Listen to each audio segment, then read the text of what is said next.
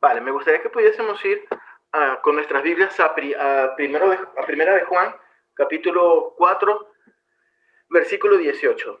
Primera de Juan, capítulo 4, versículo 18. Hoy vamos a hablar del temor, de tener miedo.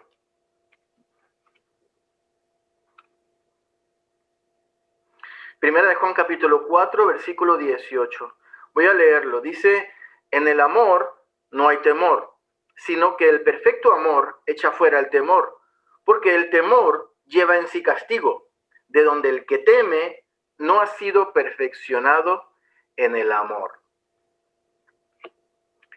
Bueno, pues vivimos una época en donde mucha gente tiene miedo, mucha gente tiene temor de muchas cosas, la verdad. Ya, justo anoche salí a tirar la basura y me topé con el vecino, pero al vecino se le había olvidado ponerse la mascarilla. Entonces, es curioso, no sé si a ti te ha pasado que te encuentras con alguien cerca de tu piso o por algún lugar donde se pueda estar sin mascarilla y la persona como que se acuerda que está sin mascarilla y se da cuenta, la reacción inmediata es como alejarse, ¿no? Como de poner carita de perdón, y nos alejamos como si fuésemos leprosos o algo raro. Pero es lo que estamos viviendo hoy en día, pues estamos viviendo tiempos donde mucha gente tiene miedo, porque ahí hemos estado bombardeados de tanta información en donde pues tantísima gente ha muerto, tantísima gente pues la está pasando mal, no solamente por lo del coronavirus, sino por lo que la cola que trae el coronavirus, ¿no? Porque la repercusión económica también ha sido importante y la gente tiene miedo de quedarse sin sus casas, tiene miedo de quedarse sin poder dar de comer a sus hijos. A veces me dice mi jefe que él tiene pues familia, perdón, amigos en los clubes donde va él, pues el jefe tiene una empresa y tiene acceso a estos clubes donde van personas que tienen otras empresas y tal. Y él me dice, pues mi vecino que pasa de tener tantas ganancias, me ha comentado que tiene que sacar del cole privado pues a sus hijos porque no lo puede sostener y eso, y cosas por el estilo, pues, y la gente empieza a tener temor. Y una de las cosas que yo veo a la luz de la palabra nos habla del temor. Y lo primero que yo veo a la luz de la palabra es algo curioso, porque las primeras palabras que el hombre dirige a Dios después de la caída son precisamente tengo miedo. Eso es lo primero que produjo la caída del hombre es el temor, pero por causa de la culpabilidad. Si nos vamos al primer libro de la Biblia, en Génesis, capítulo 3, versículo 10, os recuerdo todo lo que había pasado. Dios ha creado el hombre, a la mujer, y les había dicho que no podían comer del árbol del conocimiento, del bien y del mal.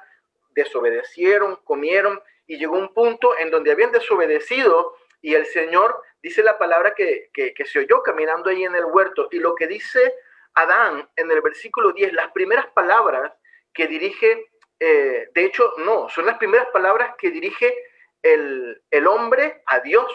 Es el primer diálogo entre una persona humana y el Señor registrado en la palabra, ¿no? Porque antes había hablado Eva, pero había hablado a la serpiente. Y las primeras palabras son, y Adán respondió, y él respondió, oí tu voz en el huerto y tuve miedo, porque estaba desnudo y me escondí. Estaba desnudo y me escondí. Adán se da cuenta de que su desobediencia trae la culpa, y el hecho de la culpa por el hecho de haber hecho cosas que no debía hacer delante de Dios porque había desobedecido, entonces se avergonzaba delante de Dios. En un principio ellos estaban desnudos y no tenían ningún problema en estar desnudos, pero la desobediencia hizo que ellos fuesen conscientes del bien y del mal y entendieron que habían hecho precisamente el mal porque habían desobedecido a Dios y eso estaba mal, y se dieron cuenta de muchas cosas, entre otras la pérdida de su inocencia y darse cuenta de que estaban desnudos y tenían miedo, ¿no? Y el estar desnudo no representa solamente la desnudez física, esa desnudez que avergüenza. No sé si a ti alguna vez te ha pasado de tener el pantalón roto con un huequito ahí detrás, ¿no? En el culete o en la axila. Da vergüenza, ¿verdad? Que te vean así con el pantalón roto. O a nosotros los hombres se nos suele bajar la cremallera del pantalón y que te digan, ¡ay, qué vergüenza!, ¿no? Imagínate estar desnudo por la calle, por allí. Es muy avergonzante, aunque hay personas que ya no tienen pudor y pues, no sé, salen en las revistas desnudos o van a lugares donde hay nudismo. Ellos tienen otra concepción de la vida, pero por lo general, cuando quieres esconder algo es porque te da vergüenza y porque lo quieres esconder, ¿no? Sobre todo cuando alguien hace algo a escondidas, ¿no? Que sabe que no lo debe hacer, ¿no? Él sabe que eso está mal y su conciencia lo está acusando, ¿no? Que era lo que le estaba pasando a Adán en este momento, ¿no? Siempre en mayor o en menor medida tenemos temor de que eso que estamos haciendo y que eso que no agrada o a Dios o sabemos que está por fuera de los estándares de la ética o de la moral, siempre tenemos en mayor o en menor medida temor a que seamos descubiertos o que eso salga a la luz, ¿no? Y ese fue el temor que tuvo Adán, ¿no? Estoy desnudo, soy vulnerable delante de Dios. Tarde o temprano Dios se va a dar cuenta de lo que he hecho, ¿no? No puedo esconderlo, ¿no? Estoy desnudo, se me nota todo, ¿no? Y era lo que le estaba pasando a Adán en ese momento, ¿no? Y hemos leído que el perfecto amor al principio, en Primera de Juan, el perfecto amor, que es el amor de Dios, echa fuera el temor. Porque el temor, dice la palabra, lleva en sí castigo. Y esta frase es un poquito complicada de entender, creo yo. Si la leemos en otras versiones de la Biblia, es un poquito más entendible. Pero en la versión Reina Valera, donde dice el amor lleva en sí castigo, yo creo que es un poquito complicado de entender. Por lo menos yo he tenido que leerlo varias veces, en varias versiones, y para poder intentar entender lo que quiere decir que el amor lleva en sí castigo. Eso quiere decir que si tenemos miedo, si tenemos temor a algo, es porque somos conscientes de que podríamos recibir el castigo por ese algo, ¿no? De que somos potencialmente castigables o potencialmente afectables y nos puede herir eso de lo cual estamos teniendo temor, ¿no? Por algo que hayamos hecho, por algo que hayamos dicho, por algo que pueda herirnos, que sea externo a nosotros. Por ejemplo, tenerle miedo a la oscuridad. Es algo muy común, ¿no? A las personas que tienen miedo a la oscuridad, que no pueden dormir con todo oscuro, o que cuando llegan a un lugar oscuro ven sombras y todo ese tipo de cosas, ¿no? Le tenemos miedo a los posibles peligros que no podemos ver o que no podemos controlar, que eso es lo que pasa en la oscuridad. Dice Isaías capítulo 53, versículo 5, un versículo súper conocido. Isaías 53, 5. Mas él, hablando de Jesús, herido fue por nuestras rebeliones, molido por nuestros pecados, y el castigo de nuestra paz fue sobre él. Y por su llaga fuimos nosotros curados. ¿Por qué tener miedo? ¿Por qué tener temor si él llevó el castigo por nosotros? Tenemos en realidad la certeza plena de que él llevó todos nuestros pecados en la cruz y que no le debemos nada a nadie y que no tenemos temor, por lo menos a la condenación, o tenemos duda y hay cosas que sabemos que nos van a acusar, como en el caso de Adán. Hemos leído al final del versículo 18 de Primera de Juan que el que teme no ha sido perfeccionado en el amor. Y entonces a mí me gustaría que hiciésemos un ejercicio de introspección y pensáramos un poquito a qué le tengo miedo yo, a qué le tengo temor. Hay cosas a las cuales no nos podemos enfrentar porque les tenemos miedo. Yo he conocido, por ejemplo, muchos cristianos que le tienen miedo a la muerte, por ejemplo, porque o otros cristianos que tienen miedo a quedarse solos en la vida, o que tienen miedo a tomar decisiones importantes con respecto a servir a Dios. Quizá Dios te está llamando, quizá Dios te está diciendo algo que tú tengas que hacer, trabajar en el ministerio, dejar algo o emprender algo y tienes miedo de lo que vaya a pasar en el futuro. O tienes miedo que las cosas te queden demasiado grandes y no seas capaz de hacerlas, tal vez. Es muy común tener miedo a no poder hacer frente a nuestras cargas económicas, por ejemplo, cuando tenemos algo que pagar allí y no poder asumir los gastos, ¿no? O de un imprevisto económico que tengamos que hacer. Mateo capítulo 6, versículos 31 al 33. Me gustaría que lo recordásemos porque es importante en este contexto que recordemos lo siguiente. Mateo 6, 31 al 33. No os afanéis, no os preocupéis, no tened temor, pues diciendo, ¿qué comeremos? ¿O qué beberemos? ¿O qué vestiremos? Porque los gentiles, los que no son creyentes, buscan todas estas cosas, pero vuestro Padre Celestial sabe que tenéis necesidad de todas estas cosas. Mas buscad primeramente, versículo 33, el reino de Dios y su justicia, y todas estas cosas os serán añadidas. Queridos hermanos, no nos preocupemos.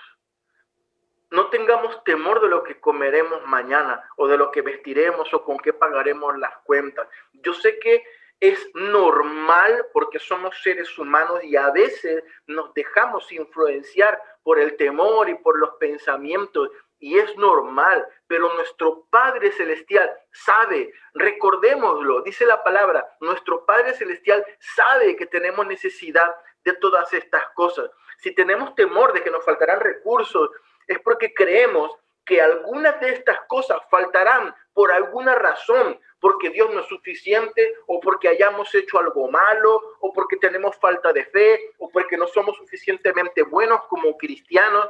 Y eso es lo que se refiere la palabra cuando dice que el temor, tenerle miedo a algo, lleva en sí castigo. Ya el hecho de temer algo ya lleva en sí inherente el castigo. El temor lleva en sí castigo. Temo porque creo que algunas de estas cosas me pueden pasar porque hay algo en mi vida que no se ha perfeccionado en el amor de Dios todavía.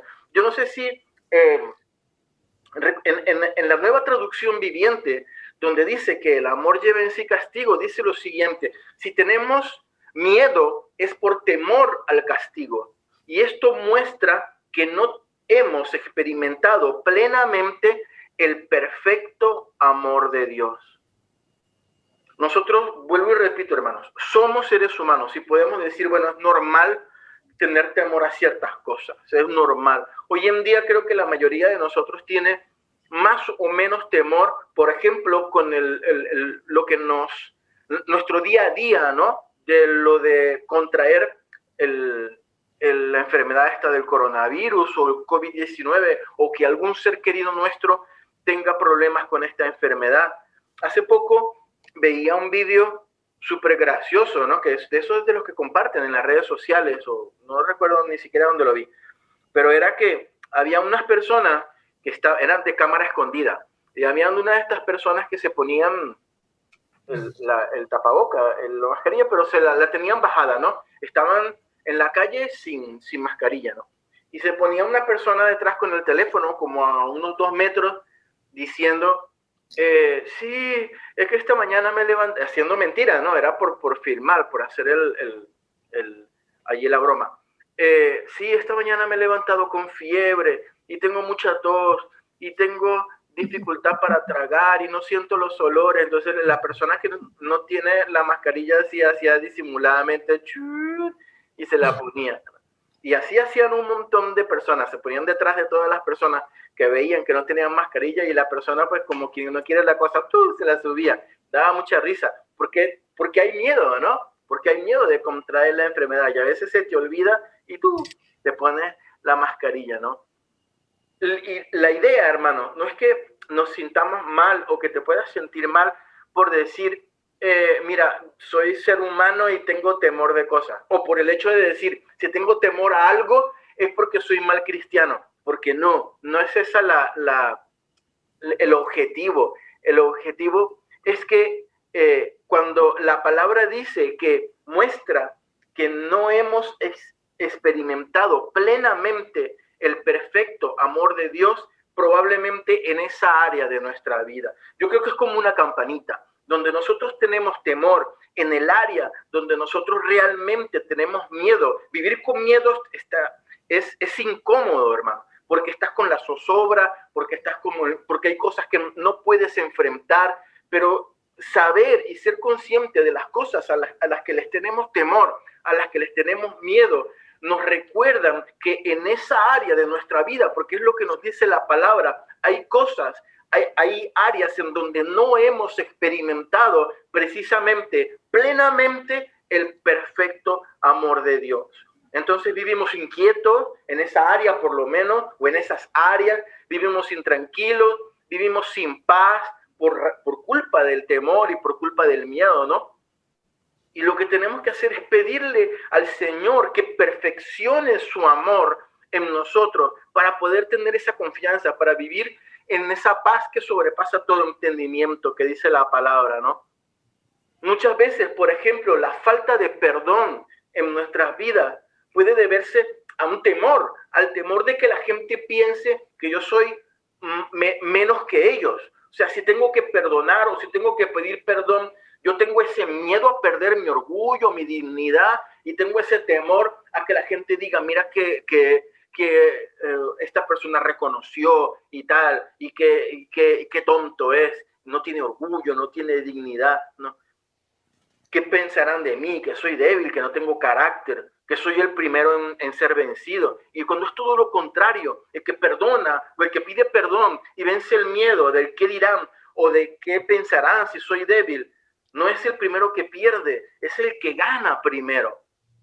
La Biblia nos cuenta, queridos hermanos, la historia de Job. ¿Se acuerdan de Job? Esta persona que era temeroso de Dios y que estaba en la presencia del Señor, y que Satanás vino y le dijo, pues, mira, considera a tu siervo Job, que no hay ninguno perfecto más que él sobre la tierra y tal. Si le quitas todas las cosas, seguramente que reniega de ti, ¿no? Y recordamos la historia de Job, que fue tentado, ¿no? Y la historia cuenta que sus hijos, todos sus hijos mueren en un trágico accidente, que pierde su ganado, que pierde sus animales, sus bienes, y además sufre una terrible enfermedad. Y lo único que le queda es la mujer, que lo que hace es yo te lo dije, sí, peor todavía, ¿no? Pero esa es la prueba que tuvo que pasar Job. Y en el capítulo 3 de Job, versículo 25, dice algo muy curioso, que es precisamente de lo que estamos hablando hoy en día. Dice, el temor, porque el temor que me espantaba me ha venido y me ha acontecido lo que yo temía. Lo que yo pensaba, decía Job, lo que yo temía que me pasaría, eso me ha pasado. Al final de recuerden, si leemos en el libro de Job, al principio, lo puedes leer si tú quieres después allí en tu casa, él dice que él ofrecía sacrificios a Dios por él y por sus hijos, porque él decía, no vaya a ser que mis hijos hayan hecho cosas terribles, entonces pues yo ofrezco sacrificio a Dios por ellos, como la autoridad suya que soy. Y aquí él reconoce y se da cuenta que todas las cosas de las cuales él tenía temor, él tenía miedo, eso le pasaron. Justamente allí se le aplicó la ley de Murphy, ¿no? Lo malo que tenía que pasar, pues eso pasó, ¿no? Lo que tanto me espantaba, eso me ha sobrevenido y me ha acontecido lo que yo temía. Pero después que Job es restaurado, después de que Job reconoce que ha sido una persona que no había, digamos, no conocía a Dios en toda su gloria, en todo su esplendor, después que pasa esta prueba terrible, en el capítulo 42, la palabra, en el versículo 5, dice Job, hablándole al Señor, lo que antes sabía de ti, Job 42:5, lo que antes sabía de ti era lo que me habían contado, pero ahora mis ojos te han visto, de oídas te había oído, dice la versión Reina Valera, pero ahora, más ahora, mis ojos te ven. He llegado a conocerte, dice la palabra. Así que retiro lo dicho, te ruego que me perdones, Señor. Job maduró en amor. Hizo falta una prueba dura, pero terminó conociendo a Dios, terminó siendo perfeccionado en el amor. Y yo estoy seguro que Job nunca más nunca más pensó, bueno, voy a hacer esto porque tengo miedo de que esto me pase, porque ahora entró en un nivel diferente de conocimiento, fue perfeccionado en el amor. Otro ejemplo de culpa y de vergüenza lo vemos en Isaías capítulo 6, ¿no? Dice la palabra que un día Isaías fue un profeta mayor del Antiguo Testamento y un día estaba allí, dice la palabra, y se le presenta Dios en toda su gloria allí en el templo. Dice las palabras que las faldas de Dios llenaban el templo y todo se llenó de humo. Y dice en Isaías capítulo 6, versículo 5, entonces dije, ¡ay de mí que soy muerto! Isaías tuvo miedo porque fue tanta la gloria de Dios que estaba en ese lugar, que tuvo miedo. ¿Y por qué tuvo miedo? Dice, porque soy muerto. O sea, aquí me muero, porque siendo hombre inmundo de labios y habitando en medio de pueblo que tiene labios inmundos, han visto mis ojos al Rey Jehová de los ejércitos. Ese lamento no podría ser otro que de miedo, de temor. Isaías reconoció que era una persona inmunda de labios y que vivía en un pueblo inmundo de labios. Eso significa que había dedicado su vida a decir cosas que tal vez no eran justas y que vivía dentro de un pueblo, aun cuando él era profeta, vivía dentro de un pueblo que también era de personas que decían y hacían cosas que no eran justas delante de Dios. Y la sensación de santidad, de pureza, de gloria que llenó ese lugar fue tal que Isaías no pudo más que darse cuenta de su impureza y de su pecado.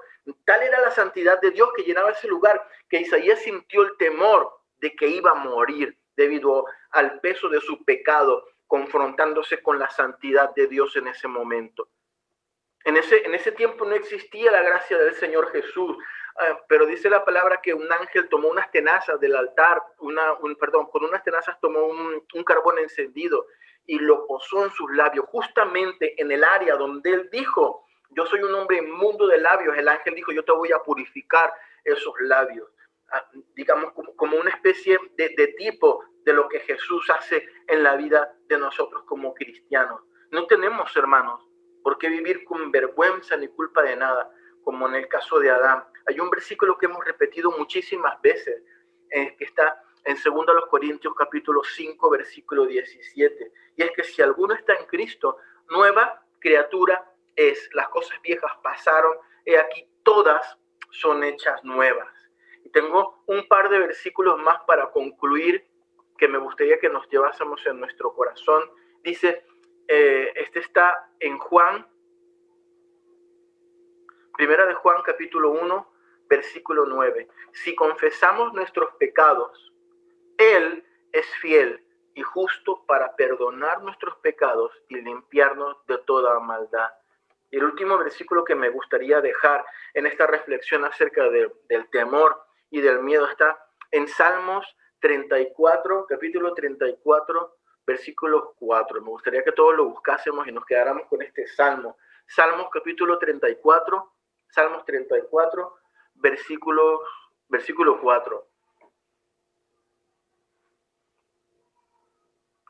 Dice la palabra, busqué a Jehová y él me oyó y me libró de todos mis temores.